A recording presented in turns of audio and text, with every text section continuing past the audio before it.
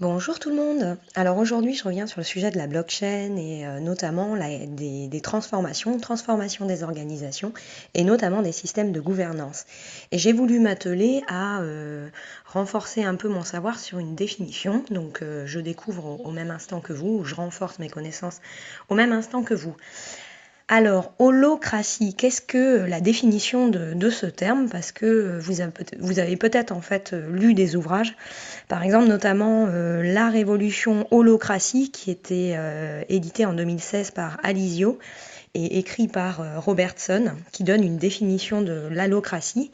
Et lui, il dit en quelque sorte, pour résumer ce bouquin, que c'est une techno sociale servant à diriger, piloter le fonctionnement d'une entreprise. Donc la définition de ce terme, c'est vraiment en fonction de nos expériences propres en fait. Moi, je donnerai une autre définition et c'est ce que je vais vous donner à la fin. Donc si je regarde un peu sur Wiki, eux, qu'est-ce qu'ils disent? Ils disent effectivement que c'est un système organisationnel, en quelque sorte, de gouvernance qui permet à une organisation en quelque sorte, découper ces mécanismes de prise de décision au travers une organisation dite fractale d'équipes auto-organisées. Voilà. Donc pour moi, qui est un passé qualité, sécurité, environnement et management de la qualité, sécurité, environnement, des certifications et autres, qui est très familière avec voilà la représentation schématique en fait des modèles de porteurs, des chaînes de valeur ajoutées. Puis voire même de la mise en place des routes d'amélioration, donc celle de Deming, j'ai envie de dire qu'en fait, c'est indirectement, comment je dirais, la progression, l'automatisation du modèle de porteur et de la route de Deming. C'est quelque chose qui n'est pas nouveau parce que si vous avez travaillé comme moi dans des grands groupes et travaillé sur l'optimisation de l'organisation de ces entreprises, PME, TPE, ETI, etc., etc., en fait, ces modèles de porteurs, ces modèles de Deming qui visent l'amélioration continue, ils avaient déjà été en quelque sorte numérisés, digitalisés, appelez-le comme vous voudrez, informatisés. Enfin bon bref, il y avait déjà une grosse transition liée à la révolution Internet, la révolution informatique, je dirais même. Et en fait, ces outils, on les avait mis en place dans des entreprises de par un premier temps. Vous aviez pu voir au niveau des productions, on avait beaucoup de capteurs, de sensors, de détecteurs. C'était rattaché à d'autres logiciels ou pro-logiciels comme des PLC, des SCADA qui nous permettaient d'intégrer déjà et d'extraire de la data et de réagir en fonction de cette data, plan d'action préventive, curative, etc., etc. Donc on était déjà dans le management et le pilotage des organisations opérationnelles terrain. Puis après, quelques années après, si vous étiez consultant en projet IT, peut-être un peu comme moi à l'international, vous avez pu découvrir en fait et confronter pour les différentes organisations, les grands groupes, quels étaient les modèles mis en place opérationnellement. Puis on montait dans la pyramide et on intégrait d'autres couches d'intégration de data et des couches de complexification d'extraction de la data. Donc on a eu donc des pro-logiciels qui étaient en production directement rattachés à des machines industrielles, des capteurs, si vous avez travaillé dans des entreprises d'embouteillage, si vous avez travaillé dans des entreprises pharmaceutiques, c'était la même chose. Et c'est construit sur les mêmes modèles. Et puis après, on a rajouté des couches dans cette pyramide. Et par exemple, on a intégré les systèmes qu'on va pouvoir appeler MES pour Manufacturing Executing System. Donc là, on avait une couche qui était beaucoup plus importante en fait d'intégration logicielle. Donc là, on avait vraiment un macro logiciel. Donc par exemple, je vous fais en simple, vous étiez dans une entreprise de production pharmaceutique. Vous avez différents niveaux de validation des productions pour être sûr de répondre aux exigences de conformité internationale.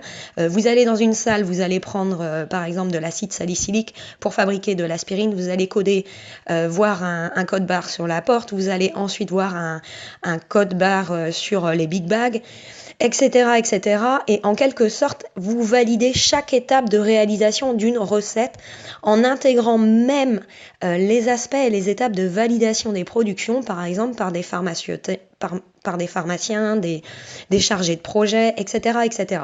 Et puis au-dessus de tout ça, on est encore venu imbriquer d'autres boîtes qu'on appelle le ERP ou SAP, avec un pilotage intégral de la gestion des stocks, des coûts, l'optimisation de la gestion des productions.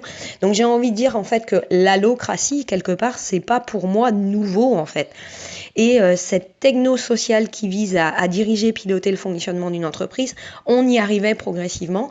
La seule différence, je dirais, c'est que là, en fait, l'intelligence artificielle ou tous ces logiciels, ces solutions informatiques viennent suppléer progressivement l'humain, voire presque pour le faire disparaître à terme. Donc la particularité néanmoins de tous ces systèmes mis en place précédemment, je vais dire dans les années 70-80, c'est qu'en fait on avait un système qui était fermé, c'est-à-dire que la data qui était pompée à travers les productions était interne aux entreprises. Aujourd'hui, on arrive pour moi à quelque chose, une vraie révolution, dans le sens où on disrupte complètement, parce que ces systèmes PLC, SCADA, après tac la couche MES, la couche ERP, SAP, donc ça c'est une pyramide qui était fermée. Et là, on y intègre une grande pyramide qui, elle, va devenir ouverte. Et c'est ce que va pouvoir apporter par exemple la révolution blockchain, parce qu'on va pouvoir intégrer de la donnée qui vient de l'extérieur. Donc si on reprend le petit comparatif avec le modèle en fait de porteur de la chaîne de valeur, si vous regardez cette chaîne de valeur, donc qui vise à, en fait, c'est comme si vous représentiez 3 boîtes. Vous avez la première boîte, en fait, c'est les données d'entrée. Donc vous avez toutes les exigences. Par exemple, dans le monde pharmaceutique, on a les tiers de confiance internationaux, on a la régulation, la réglementation, les organismes de contrôle, les auditeurs. On a également le bien-être des salariés qui vont nous aider à produire, etc., etc. On a beaucoup de choses qui viennent dans cette boîte et entrer dans cette boîte. Et ces données d'entrée vont être transformées donc, dans le processus qu'on dit de réalisation. Donc c'est celui qui me permet de transformer mon acide salicylique pour en donner un produit final qui va être mon aspirine. Dans tout ça, je vais rajouter plein de choses, des adjuvants. Donc il faut que je maintienne la traçabilité de tout ce que j'ajoute. Sous cette boîte de réalisation, je vous ai dit 3 boîtes, mais on pourrait presque rajouter des petites boîtes encore plein. C'est ce qu'on appelle les processus support qui vont permettre de faire fonctionner le processus de transformation en conformité ou dans l'efficience d'une production ou d'un service ou d'un produit. Voilà. Donc ça peut être par exemple le processus juridique, ça va être par exemple le processus RH parce qu'il faut bien de la ressource humaine pour faire fonctionner tout ça, ou il faut bien par exemple un processus qui vise l'établissement des contrats, les contrats de prestataires externes et autres parce qu'on externalise beaucoup. Donc il faut qu'on s'assure et qu'on contrôle tout ça. Et puis dans votre donnée de sortie, vous avez le produit final, comme je l'ai dit, et puis vous avez la réponse aux exigences, vous avez la réponse aux normes, aux certifications qualité, sécurité, environnement, vous avez la réponse aux exigences de bien-être des salariés, etc., etc. Il y a vraiment plein de choses. Donc aujourd'hui, en fait, si on veut produire efficacement, on est obligé d'intégrer dans le modèle et le processus de la chaîne de valeur de porteur beaucoup de petites sous-boîtes. Et pour faire vraiment l'économie de la gestion des coûts, en fait, il faut être capable de tout contrôler. Contrôler comment? Par une grosse boîte au-dessus de tout ça. Et c'est le processus de management. C'est celui dans lequel, en fait, on pilote tous nos indicateurs, les indicateurs sur chacune de nos sous-boîtes. Donc aujourd'hui, en fait, tout ça, donc toute ma patate avec mes données d'entrée, mon processus de transformation et mes données de sortie, tout ça, ça va être intégré en fait dans un système qui se voudra beaucoup plus intelligent. Et ça va être par exemple piloté par le blockchain. Et ce blockchain, en effet, le PLC, le SCADA et autres, en fait, ça va représenter tous ces logiciels, des objets, on va dire, indirectement connectés à la blockchain. Donc là, on rajoute encore des couches à notre pyramide organisationnelle de nos entreprises et on rajoute la dernière couche qui sera le blockchain, les objets connectés, les contrats intelligents également, etc., etc., etc. Donc on va beaucoup plus loin dans l'optimisation des productions et également, en fait, dans le fait de faire de grosses économies.